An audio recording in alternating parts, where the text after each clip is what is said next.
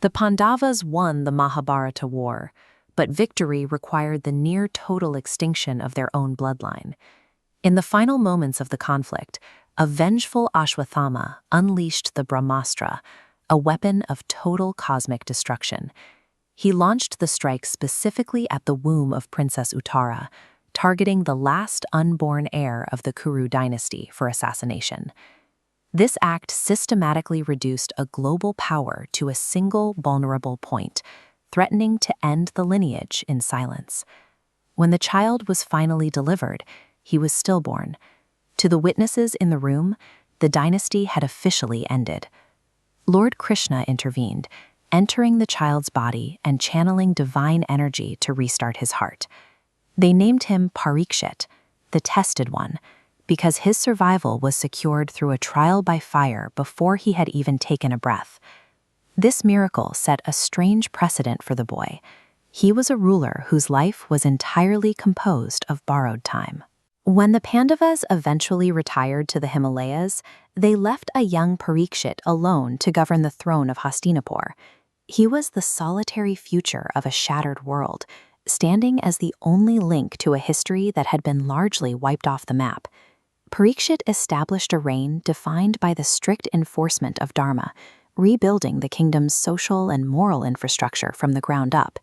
He specifically identified and restricted the personification of Kali, the spirit of the coming Dark Age, confining its influence to only a few specific vices to protect his subjects.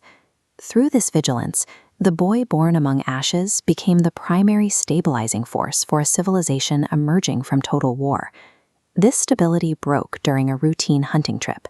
Overcome by extreme thirst and fatigue, Parikshit suffered a momentary lapse in his usual restraint.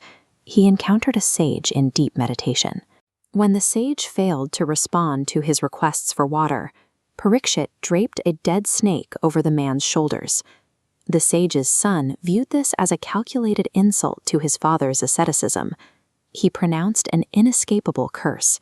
In exactly 7 days, the king would die from a bite delivered by the serpent king, Takshaka. The curse carried absolute finality. Neither the king's physician nor his personal guards could intervene. After surviving a cosmic weapon in the womb, Parikshit was now brought down by a single petty error in the forest. Instead of mobilizing his army to hunt the serpent or panicking in his palace, Parikshit accepted the sentence without protest. He viewed his life as a gift that was always meant to be temporary and concluded that his time had simply reached its natural limit.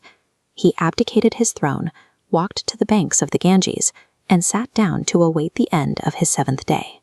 He turned to the sage Shukadeva and asked, "What is the duty of a man who knows he is about to die?"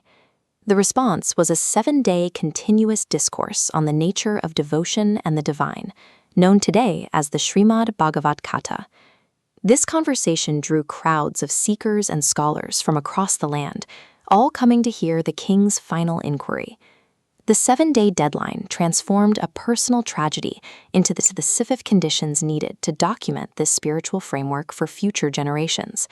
Parikshit's own legacy changed in those final hours.